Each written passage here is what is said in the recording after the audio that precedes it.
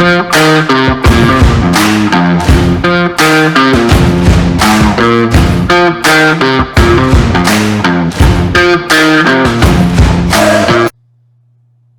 everybody, and welcome to the Sports Card Advantage podcast. I am Jeff, and that is Bunk. What's going on, Bunk? What's up, Jeff? Fired up this week. Fired up this week. We got hobby drama.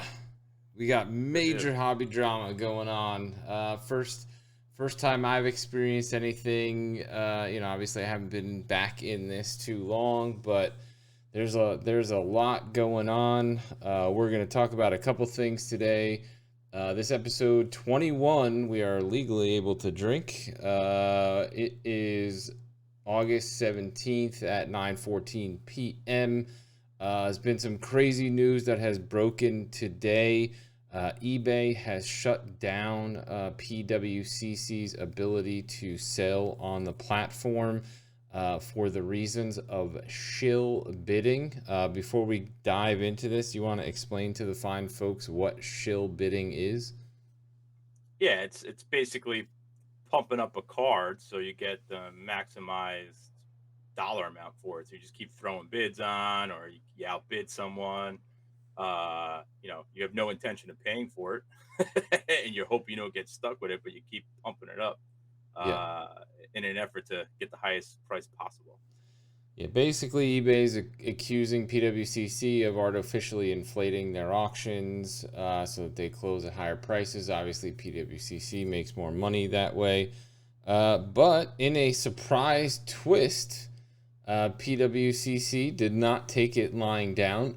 They literally... they lawyered up. Yeah, they lawyered up quick and with good reason. Basically, PWCC, as of the most recent list that came out this week, is eBay's 25th largest seller in their top 100, and that's not sports cards. That is literally everything that is sold on eBay. They are number 25 overall. The quote that I heard was that they've done $150 million in sales on eBay so far this year. I believe. So that's obviously a huge chunk of money from, on the eBay platform. So they made a public statement, said, this is news to us. So obviously eBay either didn't approach them, or they're not admitting that eBay approached them to try and resolve whatever the accusations were. And they said basically, the shots fired, and they said if this isn't resolved quickly, then we're gonna have to take it to court. So obviously they feel that eBay doesn't have much of a case, and they're gonna try to fight this because it's their reputation. If this is found to be true, people will not buy, be willing to really buy, I guess, their stuff, but who knows? What do you feel is the impact on the hobby? Does this put a black eye on the hobby? And what are your overall thoughts here? I don't know. I tried to do, I was surfing the blowout forums and some Twitter threads and trying to just get a feel for everyone's opinion. Obviously no one thinks schill bidding is good, so we can start with that right off the bat. But the age-old question is, how do you stop it? And then the next thing is, what information is eBay relying on, or what evidence do they have other than unique bidders or percentages of the same bidder? What are they going to do that would actually hold up their side? So, the only thing that would be slam dunk for eBay to say you guys were using schill bidders is if they did IP tracking or were able to track it back to PWCC offices. And in which to their employees. Yeah, right. To their employees. In which case, PWCC would be the dumbest motherfuckers around. I find it hard to believe. Now, listen, if they were guilty of that, then good. I hope they go under. But I highly doubt that's what eBay's sitting on. So that begs the question: is if PWCC has a core group of people that sell a ton of product and they're schill bidding their own stuff, how does PWCC stop that? How does PWCC know that they're doing that?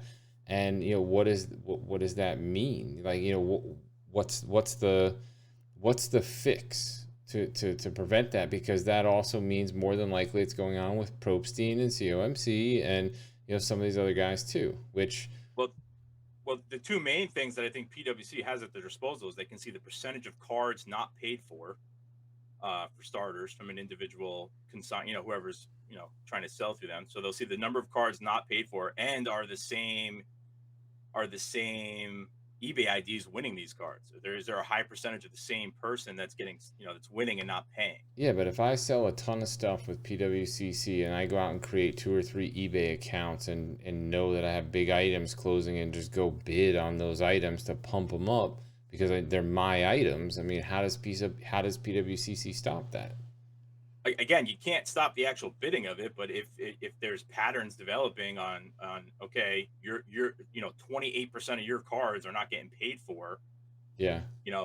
So if there's a high number of your cards not getting paid for, and or it's the same unique bidders to your cards, I mean, you'd have to have dozens, if not hundreds, of accounts to try to not bring attention to yourself. Yeah, and that is going to be the question as far as how long does the suspension last? Does PWCC have the opportunity to fight and resolve this? But does that mean, unless it's direct proof, is this the first domino that falls with PWCC? And then, is Probstein also, and COMC and some of these other huge eBay sellers, are they going to be next as far as, the investigation? I mean, it's been long rumored that Probstein uses shill bidders. I mean, their nickname is Shillstein, amongst the hobby community. So, is this an ongoing pattern amongst some of these large consignment shops? And, what's eBay going to do to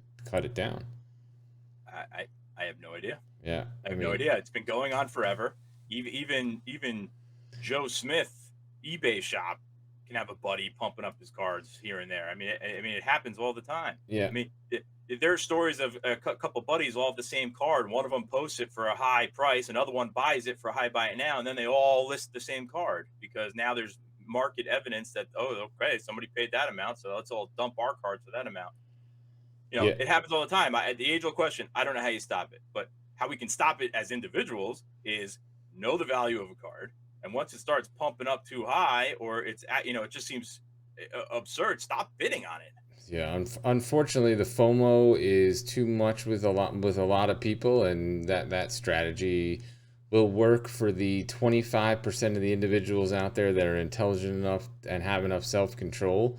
But anything that has a lower pop that they can't just go get another one at another time, forget it. Yeah. Unfortunately, the right now with the heat that's on the hobby, it's just too much.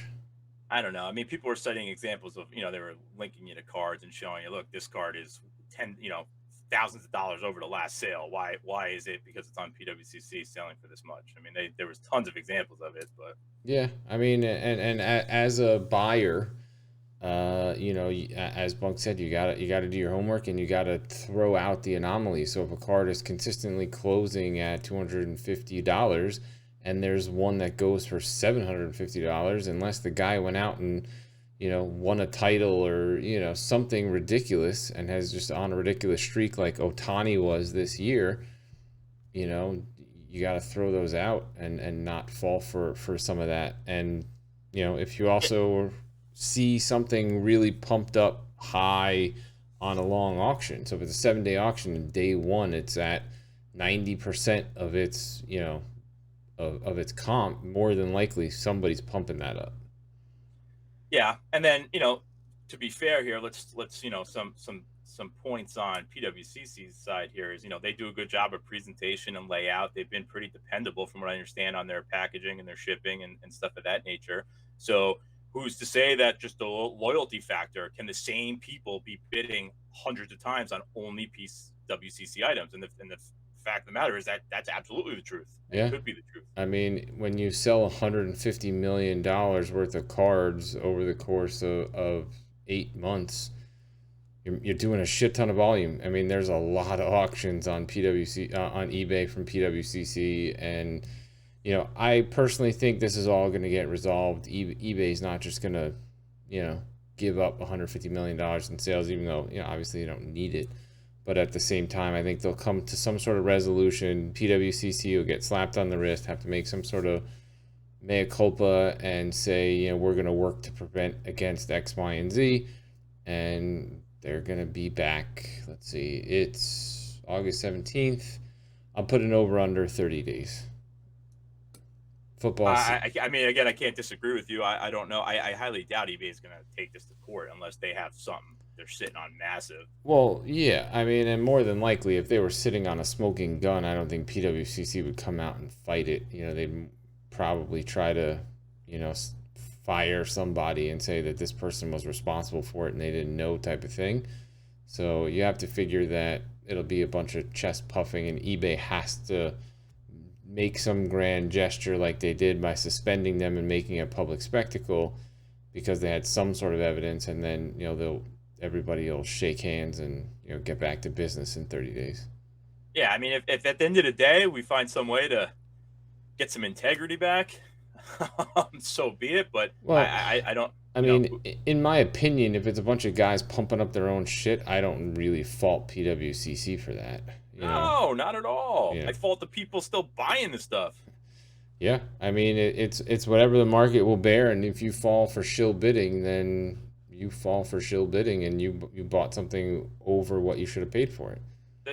Yeah, and if it's not the individual companies doing their own shilling and it's individuals, well, eBay's got to find a way to somehow figure out how to stop those people. It's too much. I mean, it's too big. Yeah, so. And these days with VPNs and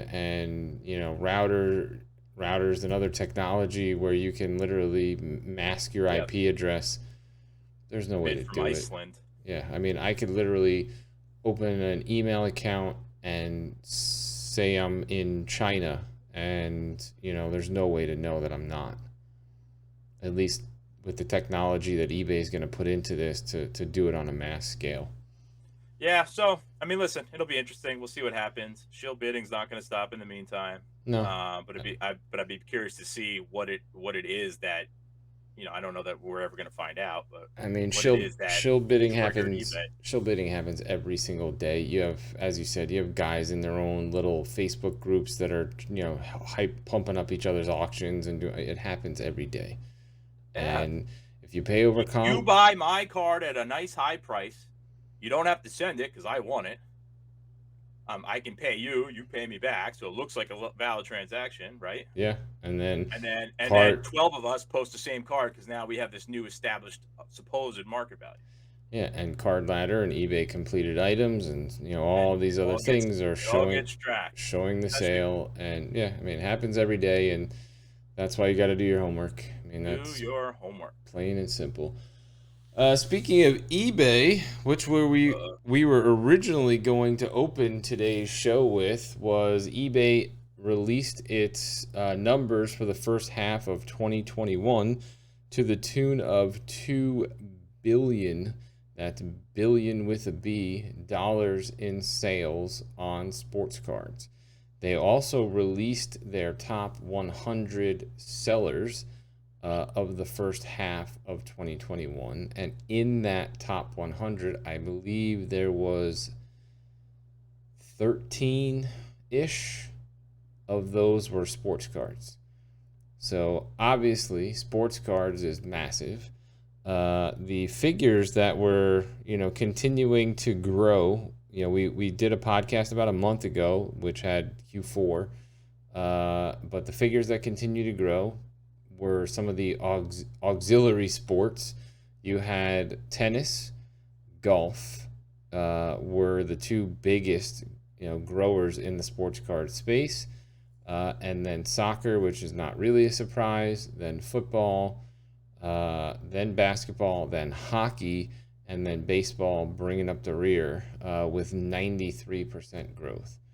And the $2 billion in sales is 175% year-over-year growth, which is freaking insanity, but a very big statement that the hobby/business is here to stay at least a while, even though people were like, oh, it's plummeting, it's crashing, it's this, it's that.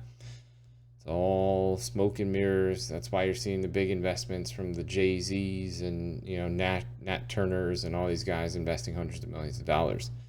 So Yeah, I mean, go ahead. I was gonna say, with that said, where do we go from here?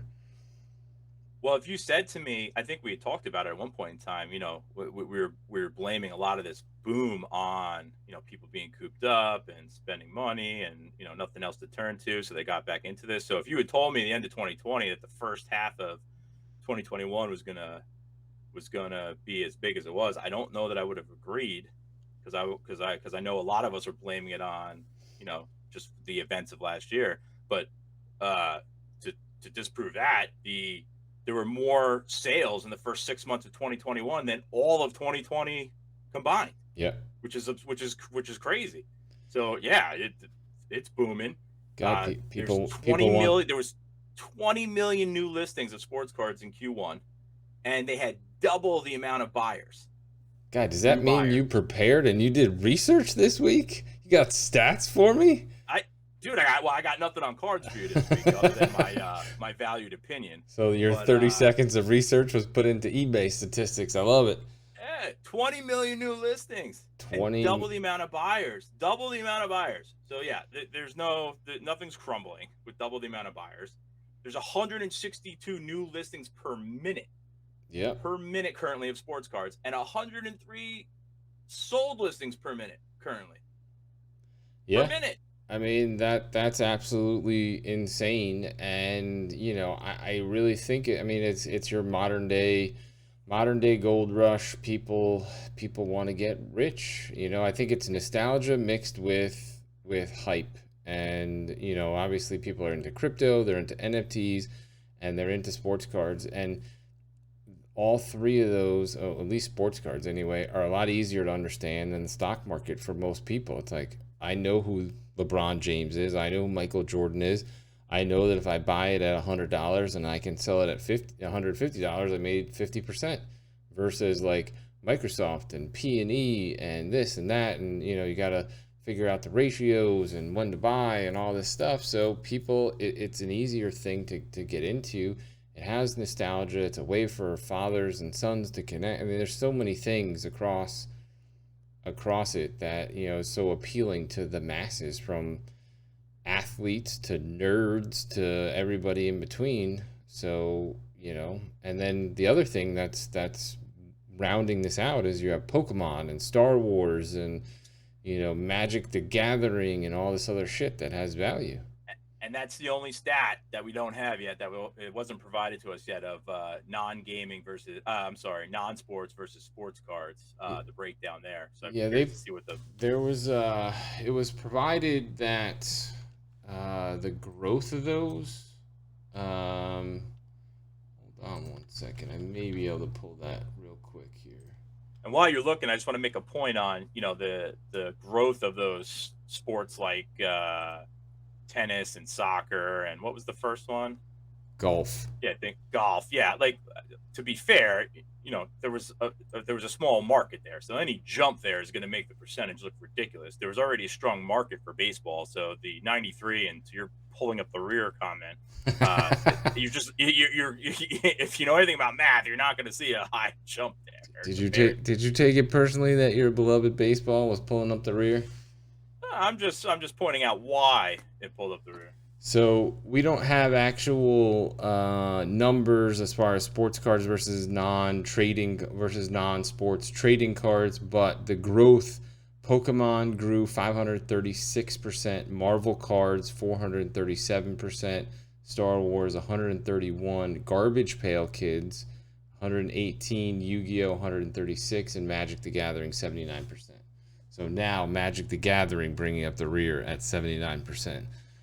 But yeah, it's across the board. It's just nuts, the growth that we're seeing here, and it's awesome to see. And I was thankful that this will continue, and more and more people are coming in every day. I think people were worried about new blood, and people were just coming in and doing breaks and feeling ripped off and leaving, but that doesn't seem to be the case at all.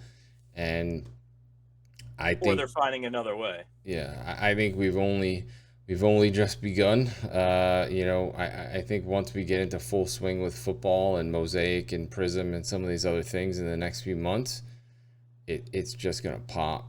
You know, I was just having a conversation. I mean, these box prices are out of control, though. oh So God, they're out of control. I was just talking to our buddy JT a second ago before we went live here, and he was telling me back in 2019 he was spending $80 a box on Topps Chrome that year. yeah, Now they're you're like looking at four. 300. Yeah, I was gonna say they're 4 times that right now, I mean, and that's absurd. yeah, but that's where we are. I mean, even if you look at the singles prices though, if you're buying your hot rookie autos out of Topps Chrome 3 years ago, you were paying $25, for PSA 10s, and now you're paying 100, 150. I mean, it's 4 to 6 times. It's the same. It matches. I mean, the prices are matching, so it makes sense. But this is the new reality. It's supply and demand, and the demand is, there's a huge appetite because social media is feeding this frenzy because every single big card that's pulled in a break gets its way onto Instagram and then gets shared to thousands of people. Yeah. I mean, I just don't know how long. I mean, at some point you're gonna have to stop. Yeah, I mean, at some point you can't just keep buying boxes and buying into breaks at those prices. obviously we haven't slowed down. I watch people buy into $1,800 mixed case I know, and breaks. they get nothing. I get it, Yeah.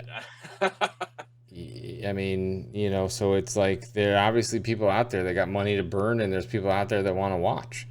Any time I'm on Instagram and I'm flipping through and somebody's cracking National Treasures of Flawless or one of these big products, I'll stop and watch for a little while. I mean, I'm not paying $500 to get into a break, but I'll stop and watch.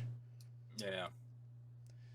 So, Yeah, the gambling's real. the game, the fever is real. Because that was the thing that we wanted to see was 871 million Q4 of 2020, and we're like, well, Yep. where are we going to go in 2021, and what are those numbers going to look like?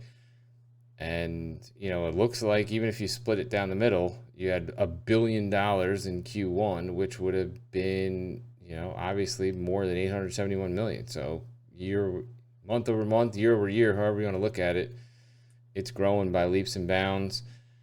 Oh, and then football coming up. I don't think this is slowing down. So Yeah, no. I can't wait to see the second half numbers. Well, I mean, we could. I don't want to jinx it, and we made the promise in episode 1 that we're never going to talk about politics and world events in here, but we could. So why are we starting? Because it's hobby related. I mean, right. We could be working our way back downhill to shutdowns and other things, which leads people to be back in their houses more, and that only does that only boosts the hobby. I'm hearing more rumors about additional checks going out to people, and potentially working our way back into shutdowns. So that only boosts box breaks and hobby prices. So we'll see what happens.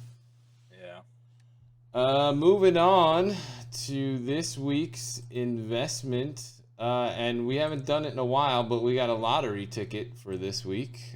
So I don't believe you have anything for us, so I guess this is all me this week. This is all you, big guy. There's not even BGS data on the stuff you're about to throw out at us. So not even BGS data. Yes, I tasked Bunk with finding me some prospects or somebody baseball related for today's show, but we got nobody. So we're and what my response to him was, this time of year is not really the time to be loading up on prospects. I mean, you could pick a few potential call ups coming up here, but I'm waiting till the off season at this point on baseball.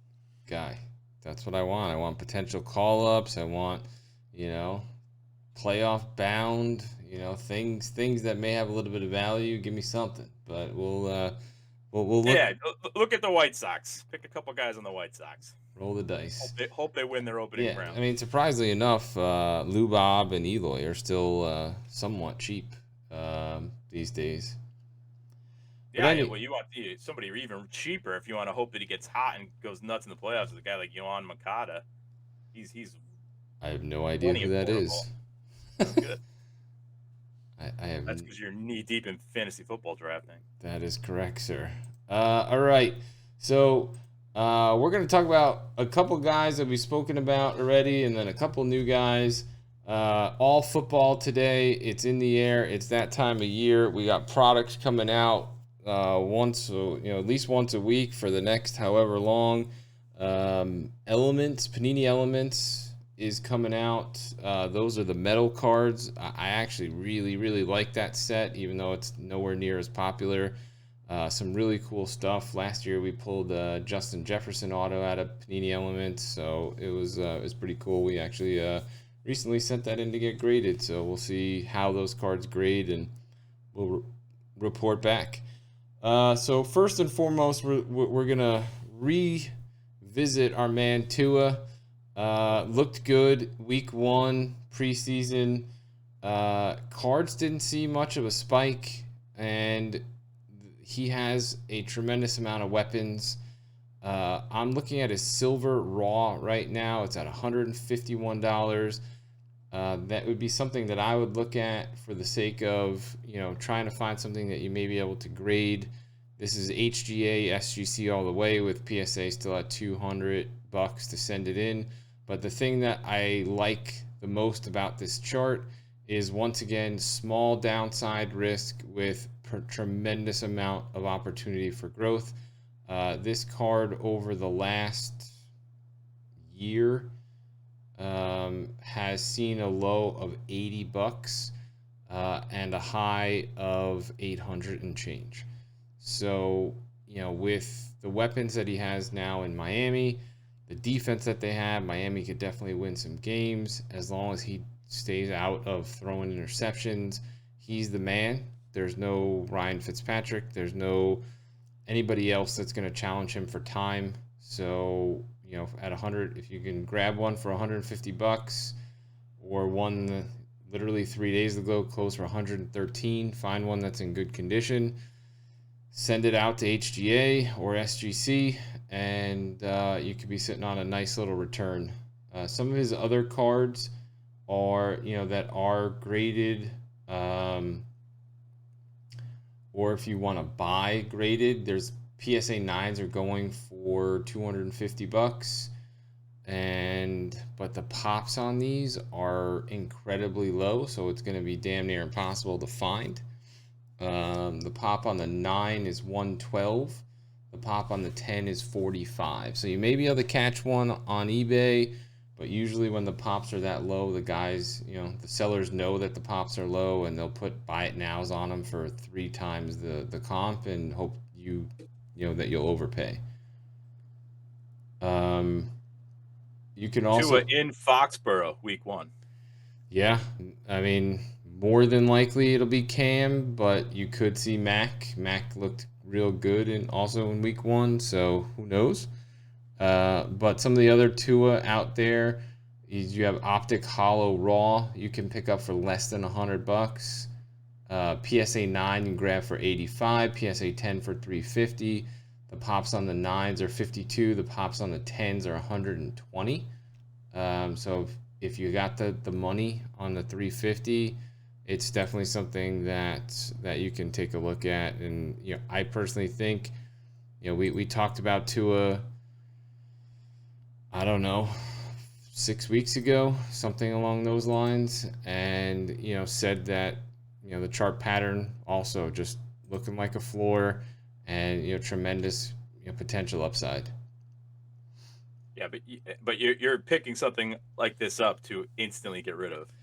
Yeah, you're waiting for week 2, week 3, week 4 when he goes out and throws for 350 yards and 3 touchdowns. Well, he's in New England, then he's home for Buffalo, and then he has the Raiders. Yeah, and you might be waiting. If he's, let's see, New England, Buffalo, and then the Raiders. Yeah, so I don't know what 4, 5, 6 is. But... Well, the Raiders aren't great, so it could definitely. so mark your eBay listing for that day. Well, I mean, yeah, you could be looking, for those of you that are looking for flip potential. That's definitely something that you want to do. if you feel that Tua has legs and you think that he's going to be somebody in the NFL, picking up these cards at these prices, he's still half the price or less of Burrow and Herbert right now.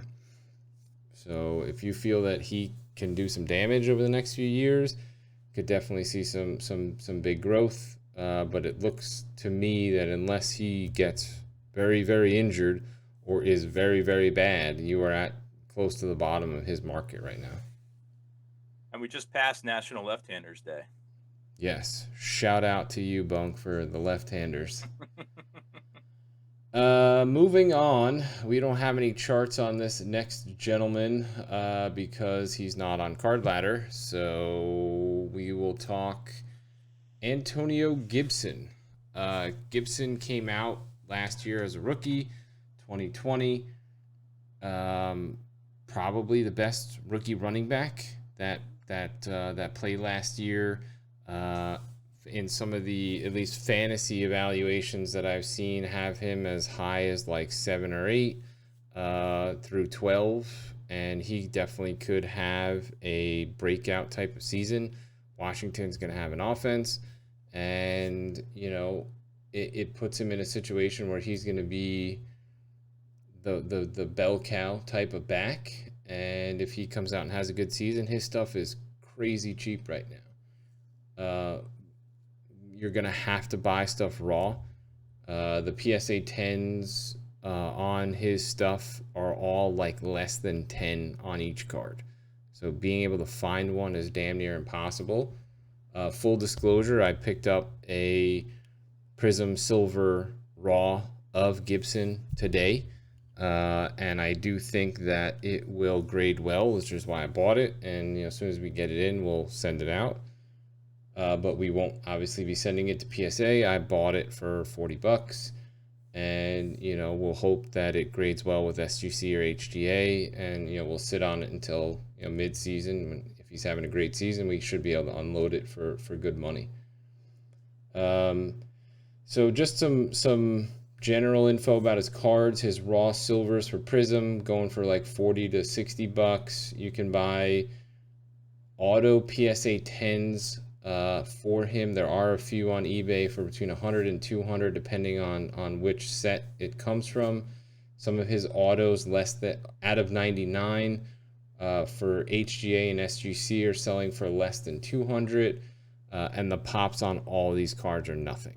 I mean, he doesn't have a PSA 9 or PSA 10 pop on any major product that is over like 25 or 30. So anything that you get is going to be, if it's graded well, it'll be rare. Or if you can get it raw and get a good grade on it, you should have a solid market for it. If he, has that 1,200-yard double-digit touchdown season, which he potentially could, you should get a nice return on your investment. Yeah, with the running back, barring injury, you got a little bit longer of a window here to take care of that. Whereas Tua gets off to a rough start, you might be breaking even, but Gibson, you got some time on there. Yeah, I mean, there's a lot less demand for the running backs than there is the quarterbacks, but at the same time, with the new generation of hobbyists, yes, the QBs are the top, but you're starting to see wide receivers and running backs get a little love. Yeah. All right, so we got a lottery ticket this week, and this one pains me because I'm not a big fan of this gentleman, but we're still going to talk about it anyway. Dwayne Haskins. Yes, I did say Dwayne Haskins, and I'd rather buy a scratch off. And obviously the hobby, if you look, we're looking at his chart. If you look at the last 6 months, not 6 months. Yes. Let's go from May. His Prism PSA 10 was selling for $25, and has since moved all the way up to $72. He is in Pittsburgh, for those of you that don't know. Pop on the Prism PSA 10 is $1,100, And obviously people want to buy and stash because there's more and more people buying these cards. As late as July, the cards were selling for 32 and, have doubled and then some since then. You may still be able to get these for 50 or 60 bucks if you're lucky. Throw it in a drawer. Big Ben gets hurt, or he retires after this season. It seems like Haskins and Tomlin have a rapport, and you never know. He played well in his first preseason game against the Scrubs. QBs are always rooted for in the hobby, and you never know what could happen with Haskins. Yeah, and again, to your point earlier, whether you like these guys or not, if you're looking for an investment, you're purely looking at the data in front of you to make the best decision possible. Yeah. So all the things you just said to me scream, okay, well, if I want to get in because I believe in this guy, now's the time. Yeah. Now's a good time to do that, and then I can move forward. Yeah, I mean, and the other potential time is if you miss this window, once we get into the season and Haskins is not going to play, if Big Ben is healthy and Haskins is not going to play, I would imagine you'll see this trail back down a little bit.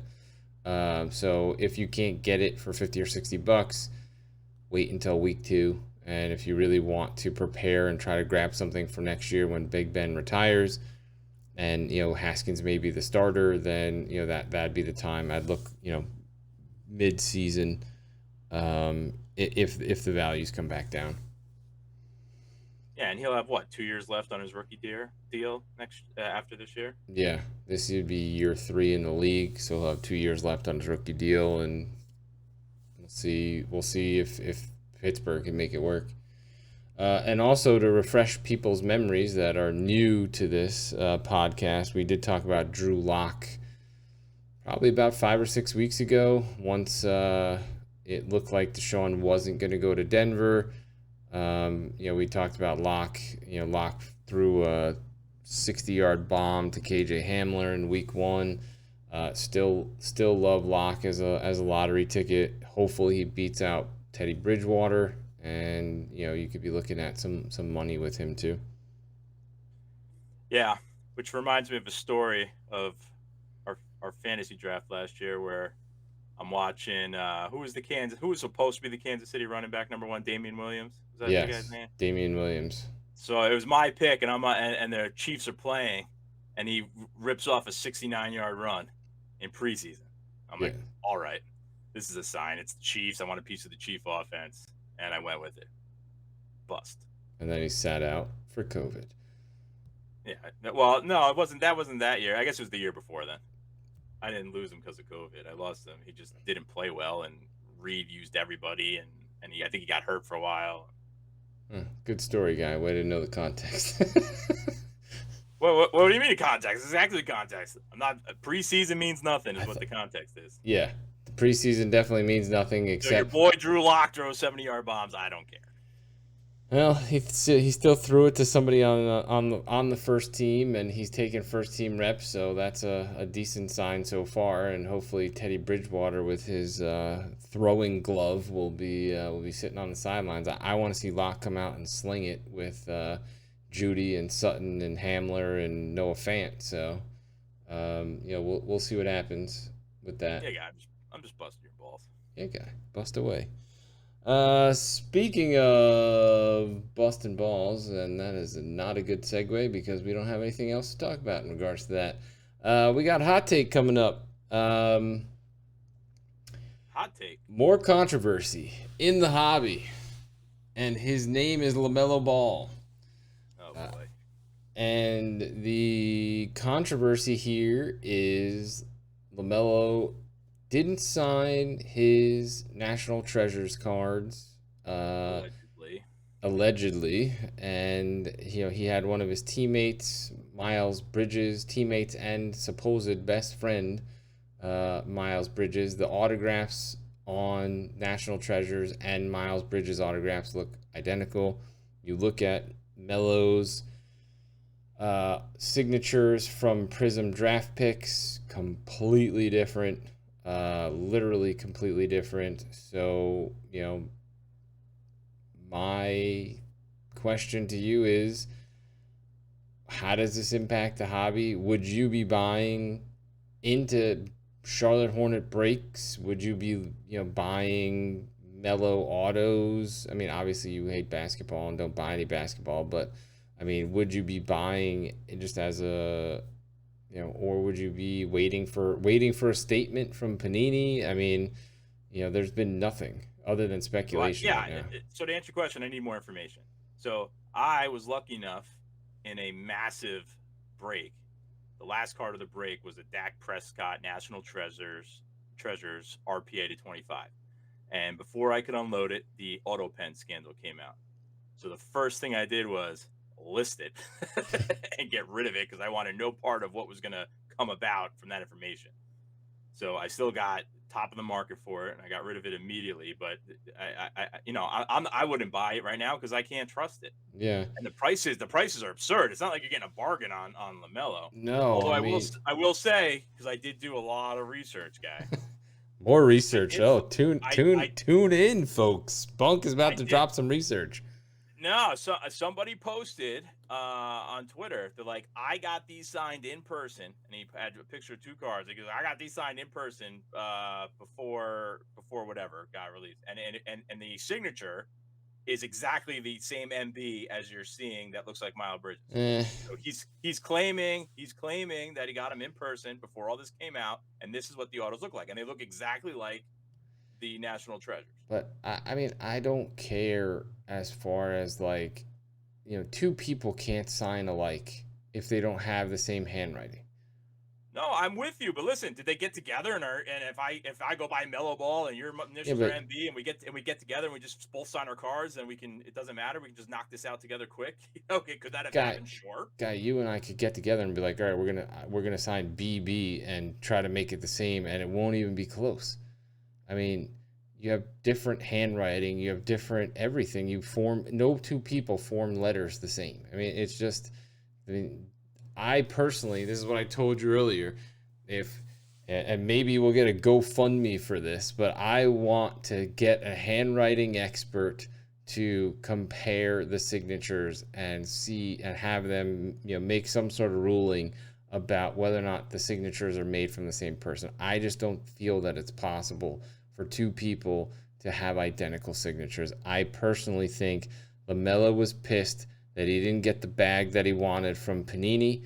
As far as, he still hasn't signed his redemptions. I haven't seen any of those hit eBay yet. So he didn't get Miles is still working on them.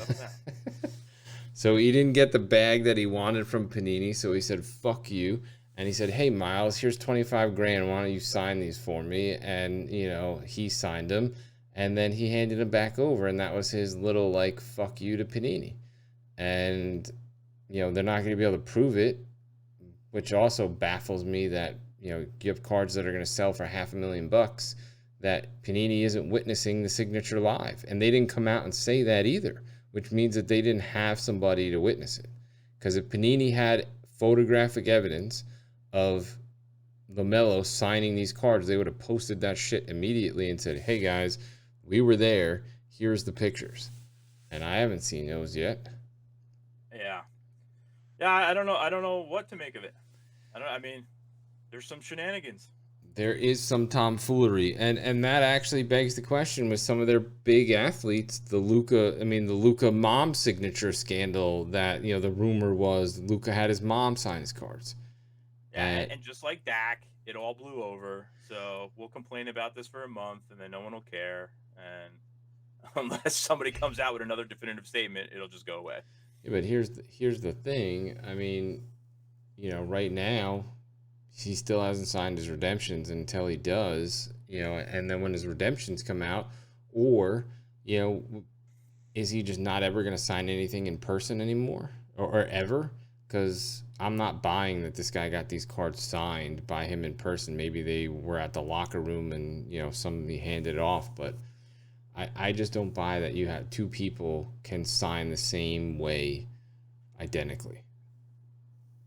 It looks the same. I mean, we don't know if it's the same. They just did the M line, B line. I mean, they both did the You know what I mean? He's saying I'm Mellow Ball and that's my new signature. And yeah, but Miles, the M and the B are identical, guy. That's my only thing is the M and the B are identical, and that's I want. Oh, you mean the M and the B compared to the actual Miles Bridges auto? Yes, exactly. Yeah. Well, Those then two, you need a handwriting person. GoFundMe. We're gonna start one. Everybody, Somebody can easily say that the same person signed these two cards very easily. if everybody that listens to this podcast throws in $5 for the GoFundMe, then we can afford a handwriting expert and we'll get it done. No, don't do that. The bigger issue is if you're a big basketball buyer and you're paying inflated prices for random teams and stuff like that because of the possibility of Melos, what are you paying for? I would not pay the $2,000 or whatever the PYT is on like National Treasures breaks right now for Melo stuff. I mean, it's insane. And you're gonna have to wait another week for final sales to see if Melo autos are dropping, because all the listings that were live when this all dropped, if they already had pumped up prices, they'll still finalize for high. You're gonna have to wait a week to see if people actually care. I've seen one breaker say I refuse to break National Treasures because I think that the autographs are bullshit. So I commend that breaker, but everybody else don't give a fuck, and they're breaking it. Likes money. Yeah, exactly. So everybody else is breaking, and nobody, there's memes and other things going around, but I think unless and while you commend that breaker, I totally understand why everyone else is trying to get rid of it before it's worth nothing. Yeah, well, or less than it should be. Here's the thing: unless somebody gets a handwriting expert or Panini comes out and makes a statement, there's going to be no way to definitively prove it, at least until maybe next season when somebody catches him outside of whatever and hands him a thing and he signs it, and then it winds up on the internet like, hey, LaMelo just signed this, and there's a picture of him signing it, and it doesn't match. Yeah, my favorite was the people talking about, oh, well, autograph fatigue, so your autograph changes over the years. This guy hasn't signed anything. Yeah. What is he tired of? He's like 19 years old and, played in Europe for 5 minutes and then came over here and got drafted. So, I mean, I don't know. All right. Well, my hot take is I think it's bullshit. I think it's fake, but I don't think there's going to be really any way to prove it unless somebody takes it to that extreme. And I think it's a good idea, but I don't know if anybody's going to do it. It would kill me paying that much for his autograph and not being 100% sure it was his. Yeah, no, I'm in the same boat, and I mean that's the bottom line. So to answer the question again, I need more information. Yeah. And if I have one, I'm getting rid of it. Yeah, I would agree, because you never know. I mean that bag that shoe could drop at any minute, where there's some sort of evidence that comes out to the contrary, and the autos are Miles Bridges, and then you're stuck with a National Treasures card with a Miles Bridges auto on it. Short print error. Alrighty, we're gonna close. Speaking of box breaks, we're gonna close with a peanut gallery question. I am new to the hobby and want to join some box breaks because they look like a lot of fun. Do you have any advice on how to find a good breaker? Yeah, I mean, let's start. There's lots of good breakers. Lots of good breakers. So how do you filter? So, I mean, you gotta look for some reviews and stuff like that. There's, you got your breakers that are exclusive, like Twitter, Instagram. You have people that are exclusive eBay. So if you're buying off eBay, make sure you read all the terms of their breaks. The biggest things though, when you're looking for breakers is, and I weed some out this way, is do all cards ship. So believe it or not everyone sends you all the cards in a break. So that gives you a couple extra points for all card ship. And then the other thing is to the theme of a lot of our cards is do your homework. So if you're wondering if a price is good or not, it's very easy to see what a price of a box is a retail. So, and regardless of the person's distribution or where they're getting their cards from or whatever, you can easily see what the price is. And if you're looking to get in a break with 30 spots, break price times 30 spots equals this, and you can see how much above what a box should be that person's taking. And there's people that are really, really high, and there's people that are just above, and they're content making a few bucks. Well, I mean, In certain cases, yes. In certain cases, no, because some of these guys that are smaller breakers that are doing single boxes or 3 boxes at a time are buying close to retail. But then you have some of these guys like Leighton and Platinum that are breaking 50 cases a day. I mean, and those guys are getting tremendously large discounts in wholesale. So a lot of times you'll get deals and whatever. So, that's also something to keep in mind. But yeah, you don't, if a guy is charging a lot over retail, then yeah, that's definitely somebody you want to run from. No, and that's a good point. So you got the people that are probably getting breaks because they're getting cases upon cases. So again, you're gonna if you tier out a few people, you're gonna see a bunch of the same people at the same price, and you just compare based on who they are, and how much they are above value. Yeah, For me it's about value. So you could be the greatest breaker in the world, but there's someone who's almost just as good as you for selling for half the price of your value. That I'm going to go for that person. yeah, And if other people trust them, I'm not overspending just because you pack my cards nice. yeah. No offense A to lot of the people pack cards yeah, nice. no offense to the breakers out there, but it ain't rocket science. And yes, if you want to pay for the entertainment, you're definitely more than welcome to do that. But I agree that it's about value. I think you have to determine how much you want to spend. How much you want to spend to get into break, and that'll determine what products you're going to participate with and whether or not you're going to get into breaks with guys that are breaking boxes versus guys that are breaking cases. So you have some prominent breakers out there like Steel City, like Leighton, like Platinum. Those guys don't break boxes. Those guys break cases and only cases. So, unless you're looking to spend more, like if you have $40 and you want to get into a break, you got to find guys on like Instagram or eBay that are doing purely box breaks, and then you can, usually find a spot with those. So determine budget first, and then start looking. We will eventually have a website up where we will provide breakers and reviews. It's unfortunately not quite ready yet, but sometime in the near future here in the next probably 2 to 3 weeks, we'll be putting some stuff up too. Yeah, and if you're new and you're looking for just like a certain team, so you're looking into the PYTs or the pick your teams, it's very easy to now granted a lot of the teams go quickly. So what I like to do in the early going, like, so Topps Chrome is releasing tomorrow, so I must have looked at 10 different sites to see what the price is on the Yankees. Now a lot of them go quick, so you don't catch the price, but they usually have multiple breaks, so you can catch the price. There's almost like $80 to $90 difference across some breakers for the price of the Yankees in a half case. So to me, that's a big deal. So, okay, so now who's got the best price? And now I'm going to do my research and see, oh, well, I see a lot of good things about this person on Twitter, and they're $80 cheaper. So, boom, I'm going $80 cheaper. Yeah, and it's as simple as that for me. And if you're brand new and you've never broken with the person that thinking about breaking with, watch some of their breaks. Watch, see the setup. Do they have a cheap, shitty setup? Then more than likely they're new to this and they don't do it all that often. If they have a nice setup and they have a bunch of product and there's a decent amount of people in their room, then more than likely they have a good reputation, and you're going to get your cards. You're going to get your cards in good condition. Guys that are crappy breakers have crappy setups, and they're not making a ton of money, and they don't have a lot of return business. No, I think that's a tremendous point. I think that's one of the most valuable things you do is watch a potential person you want to break with. I think that's tremendous. Yep. And there's literally thousands of breakers out there all over the world, and find people that you find interesting or fun, or that banter with you, or whatever it is that makes you happy, and whatever it is that you're into. But literally Instagram, YouTube, Twitch, eBay, all have breakers, and you can find them pretty easily.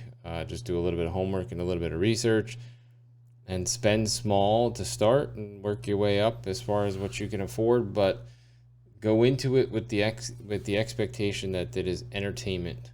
It is not a way to accumulate cards. It's not a way to build your collection. It's entertainment. You have no guarantees of winning anything, and more often than not, you will not make back what you paid in the break in cards. That's true. Sorry to rain on the parade, but that's usually what happens. I mean, I'm a degenerate as degenerates come, and I've actually pretty much stopped getting involved with breaks. I've done probably 15, 20 of them, never pulled anything big, and most of the time I don't get anything that's going to get me anywhere close to what I paid. So I buy singles now. I would, if I'm going to gamble, I'd rather buy something raw and submit it to get graded and have a chance of I know what I have a good shot to break even, and then also a shot if I get a 10 to really make a lot of money. So that's the risk I'd rather take than breaking. Yeah, I mean, but it is a way to amass cards and build a collection. It's just a matter of what's your goals. Your goal is not to have multiple 5,000 count boxes taking up your entire house like mine. Yeah, I don't want a whole bunch of base and some mid-level parallels. Yeah, I hear you. So, all right. In the age of social media, though, you can very quickly find bad things about any breaker that you think you want to try to break with, and you can search very easily and find good and bad things, and give yourself the information you need. Yeah, worst comes to worst, get in the room and be like, hey guys, you guys break here a lot. I mean, the old bar pickup line, do you guys come here often? I mean, throw that out there and see people and see what they respond. And if everybody's like, no, it's my first time here, everybody, if you get a resounding response from the room, that everybody's been there all the time. I mean, guys like Leighton, Platinum, et cetera, I mean, those guys have diehards that have been rolling with them for years, and so those are the people that you want to try to good reputations, and they're breaking the products you want. Yeah, and with chopping around, I have 5 or 6 people I like a lot and I trust, and I know right off the bat if I buy into a break, I know what I'm going to get, so I'll even cross price over them, even these guys, they have big differences in prices sometimes. So because I have 5 or 6 I trust, I can pick the one that gives me the best value. Yep, absolutely. That is going to be. They're all awesome, but price is price. Yep, that is going to be our mantra here: is do your homework and do your research. Anything else to close out our 21st episode, Guy? No, Guy, I'm all statted out. You're all stat. Yeah, I know you. Whew, seven stats deep for this episode, and we'll try not to stress you out until next week. Thank you, everybody, once again for joining us. And once again, I forgot to plug our stuff. So if you have questions that you want us to answer on the show, send it to info@sportscardadvantage.com. Follow us on Instagram, sportscardadvtg, or same with Twitter. Please continue to spread the word. Tell your friends, audience. Help us continue to grow our audience slowly but surely. We have some awesome new content that's going to be coming soon, and we'll keep showing up. So thanks everybody, and we'll see you next week. Did you close me yet? Did I close you? Yeah. Did you shut it off yet? No, I didn't shut it off yet. Well, you forgot again, but do you want to tease the card of the week? Oh, fuck. Okay. Next week. So no, tease it now. We're gonna. Okay. So for those of you that made it all the way to the end. Yeah, you get a little free coupon right now. Yeah. Here's what we're gonna start doing next week. We are gonna start doing a secret card of the week, and we're going to have people be able to win the secret card. All you have to do is listen to the episode, send us an email of what the secret card is, and then we'll do a drawing of whoever sent us an email, and we'll give that card away. We'll be announcing it different times during the episode, provided I don't fucking forget. We've been trying to do this for 2 weeks now, and every week I forget. But next week, I promise we will start, and we will be giving away one card every week for people that are continuing to listen to us. Now we're closed. All right, attaboy. Have a good week.